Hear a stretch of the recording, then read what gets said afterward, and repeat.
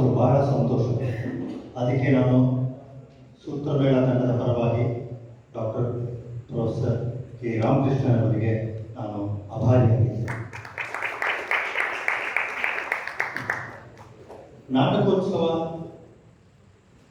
ಹಾಗೂ ವಿಶ್ವ ರಂಗ ದಿನಾಚರಣೆ ಅಂದರೆ ವರ್ಲ್ಡ್ ಥಿಯೇಟರ್ ಡೇ 27ನೇ ತಾರೀಕು ಬರ್ತಾ ಇದೆ. ಅದಕ್ಕೆ ಅಂಗವಾಗಿ ಈಗ 5 ದಿವಸದಿಂದ ನಾವು ನಡೆಸ್ಕೊಳ್ತೀವಿ, ನಾವು ಭಾಗಿಯಾಗಿದ್ದೇವೆ. ಇದರಲ್ಲಿ ಬೊಂಬೆ ಆಟ ಕೂಡ ಈ ಪ್ರದರ್ಶನ ಕಲೆಯಲ್ಲಿ ಒಂದು ವಿಭಿನ್ನ ಸ್ಥಾನವನ್ನು ಪಡೆದಿದೆ. ಹೇಳಬೇಕು ಅಂತಂದರೆ ತಾವೆಲ್ಲ ಬಹಳ ಜನದ ಸ್ಟೂಡೆಂಟ್ಸು, ಫ್ಯಾಕಲ್ಟಿ ಮೆಂಬರ್ಸ್ ಎಲ್ಲರಿಗೂ ಗೊತ್ತಿದೆ, ಒಂದು ನಾಟಕದ ಸನ್ನಿವೇಶ ಮಾಡಬೇಕು ಅಂತಂದರೆ ಅದರಲ್ಲಿ ಪಾತ್ರಧಾರಿ ಇರಬೇಕು, ಒಂದು ಸಂಗೀತ ಇರಬೇಕು, ಒಂದು ಸಾಹಿತ್ಯ ಇರಬೇಕು, ಒಂದು ಹಾಸ್ಯ ಇರಬೇಕು, ಒಂದು ವಿಡಂಬನೆ ಇರಬೇಕು, ಒಂದು ಜಾನಪದ, ಇದನ್ನೆಲ್ಲ ಸೇರಿಸಿಕೊಂಡು ಒಂದು ನಾಟಕ ಆಗುತ್ತೆ ಅಥವಾ ಒಂದು ಪ್ರದರ್ಶನ ಕಲೆ ಆಗುತ್ತೆ. ಇದನ್ನೆಲ್ಲನೂ ಒಂದು ಸಣ್ಣ ರೀತಿಯಲ್ಲಿ, ಒಂದು ಸಣ್ಣ ಒಂದು ರಂಗ ಸಜ್ಜಿಕೆಯಲ್ಲಿ ನಾವು ಬೊಂಬೆಗಳ ಒಂದು ನಾಟಕದ ಮೂಲಕ, ಬೊಂಬೆಗಳ ಒಂದು ನರ್ತನದ ಮೂಲಕ ನಿಮ್ಮನ್ನು ನಾವು ಪ್ರಸ್ತುತಪಡಿಸ್ತಾ ಇದ್ದೀವಿ. ಸೊ ಹಾಗಾಗಿ ಈ ವರ್ಲ್ಡ್ ಥಿಯೇಟರ್ ಡೇ ಅಂತ ಏನು ಹೇಳ್ತಾ ಇದ್ವಿ, ಅದರಲ್ಲಿ ನಮ್ಮ ಬೊಂಬೆ ಆಟ ಕೂಡ ಅದರಲ್ಲಿ ಒಂದು ಫಿಟ್ ಆಗುತ್ತೆ, ಅದರಲ್ಲಿ ಸಹಭಾಗವನ್ನು ಪಡೆದಿರುತ್ತೆ. ಇದು ವಿಶೇಷವಾದ ಸಲಾಕಿ ಸೂತ್ರದ ಬೊಂಬೆ ಆಟ. ಏನಿದು ಸಲಾಕಿ ಸೂತ್ರದ ಬೊಂಬೆ ಆಟ ಅಂತ ಅಂದ್ಬಿಟ್ಟರೆ ನಾನು ನಿಮಗೆ ಅದರ ಬಗ್ಗೆ ಪರಿಚಯ ಮಾಡ್ಕೊಡ್ತೀನಿ. ಬೊಂಬೆ ಆಟಗಳಲ್ಲಿ ನಿಮ್ಮ ಸ್ಟಡೀಸ್ನಲ್ಲಿ ಕರಿಕ್ಯುಲಮ್ನಲ್ಲಿ ಇರ್ಬೋದು, ಹಲವಾರು ಥರದ ಬೊಂಬೆ ಆಟಗಳಿದೆ. ತೊಗಲು ಬೊಂಬೆ ಆಟ ಇದೆ, ಅದರಲ್ಲಿ ಬರೀ ಏನಿದೆ ಚರ್ಮದಿಂದ ಮಾಡಿರೋದು, ಶ್ಯಾಡೋ ಪುಪ್ಪಳಿಸಿ ನೆರಳಿಂದ ಮಾಡುವಂಥದ್ದು. ಬರೀ ಸೂತ್ರದ ಬೊಂಬೆ ಆಟ ಅಂದರೆ ಇಷ್ಟೇ ಥರದ 1.5 ಅಡಿಯಿಂದ 2 ಅಡಿ ಇರೋದು, ತುಂಬ ತೂಕ ಇರೋದು. ನಾವು ಮಾಡಿಸ್ತಾ ಇರೋದು ಬೊಂಬೆಗಳು ಸುಮಾರು 8ರಿಂದ 10 kg ಒಂದು ಬೊಂಬೆ ತೂಗುತ್ತೆ. 8 kg 10 kg ನಾವು ಒಬ್ಬರೇ ಹಾಕೊಂಡು ಹೇಗೆ ಮಾಡೋದು, ಕೈಯಲ್ಲಿ ಇಟ್ಕೊಳಕ್ಕಾಗತ್ತಾ?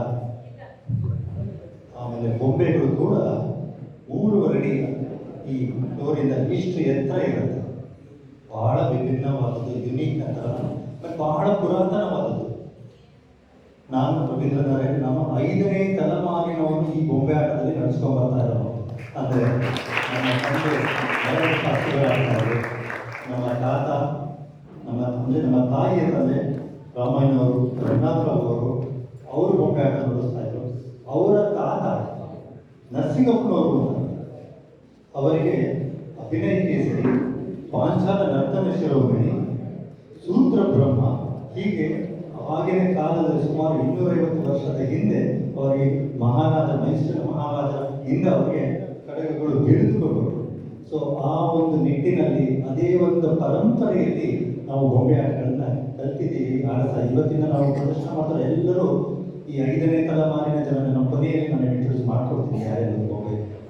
ಹೀಗೆ ಈ 10 kg ಬೊಂಬೆಗಳನ್ನ 3 ಅಡಿ ಬೊಂಬೆನ ಆಡಿಸ್ಬೇಕಾದ್ರೆ ಬರೀ ದಾರಗಳನ್ನು ಸಾಧ್ಯ.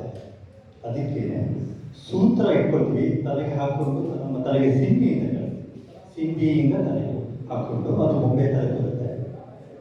ಕೈಗೆ ಕಬ್ಬಿಣದ ರಾಡ್, ಅದಕ್ಕೆ ಸಲಾಕೆ ಅಂತ ಕರೀತಾರೆ.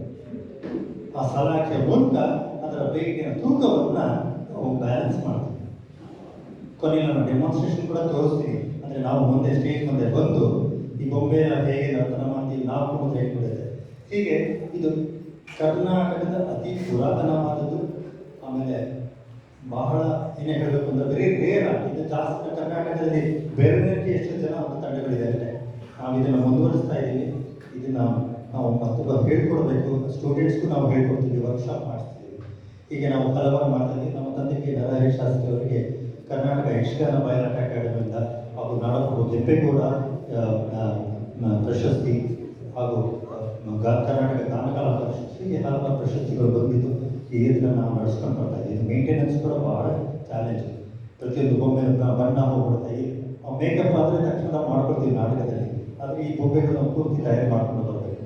ಸೊ ಇಷ್ಟು ಹೇಳ್ತಾ ನಾನು ಬೊಂಬೆಗಳು ನಾನು ಪರಿಚಯ ಮಾಡ್ಕೊಂಡು ನಾನು ಶುರು ಮಾಡ್ತೀವಿ. ಇಂದಿನ ಕಾರ್ಯಕ್ರಮದಲ್ಲಿ ನಾವು ಕೃಷ್ಣ ಪಾರಿಜಾತ ಅಂತ ತೊಗೊಂಡಿದ್ದೀವಿ.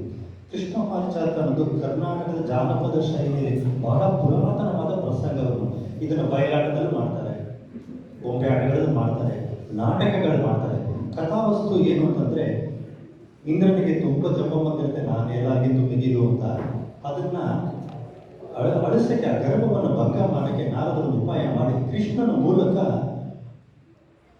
ಇಂದ್ರ ನಾರದರಿಗೆ ಒಂದು ಪಾರಿಜಾತ ಪುಷ್ಪವನ್ನು ಕೊಟ್ಟಿದ್ದ ಪ್ರಸಾದ, ಅದನ್ನು ತಂದು ಕೃಷ್ಣನಿಗೆ ಕೊಟ್ಟು ಸತ್ಯಭಾಮೆ ಕೋಪಪರ ಮಾಡಿ ಇಂದ್ರನಿಗೂ ಕೃಷ್ಣನಿಗೂ ಜಗಳ ಬರಂಗೆ ಯುದ್ಧ ಮಾಡಿ ಕೊನೆಗೆ ಕೃಷ್ಣ ಇಂದ್ರನ ಜಯಿಸ್ತಾನೆ, ಗೆಲ್ತಾನೆ.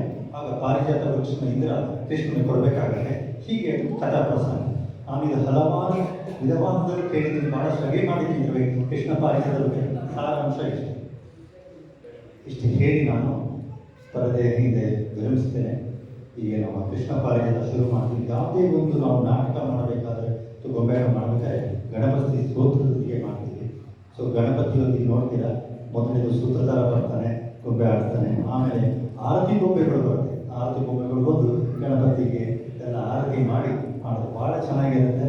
ಎಲ್ಲ ಶಾಸ್ತ್ರೀಯ ಸಂಗೀತ, ಜಾನಪದ ಶೈಲಿಯ ಸಂಗೀತದಲ್ಲಿ ಹಾಕ್ಕೊಂಡಿದ್ದೀವಿ. ಬಹಳ ವಿನೂತನವಾದದ್ದು.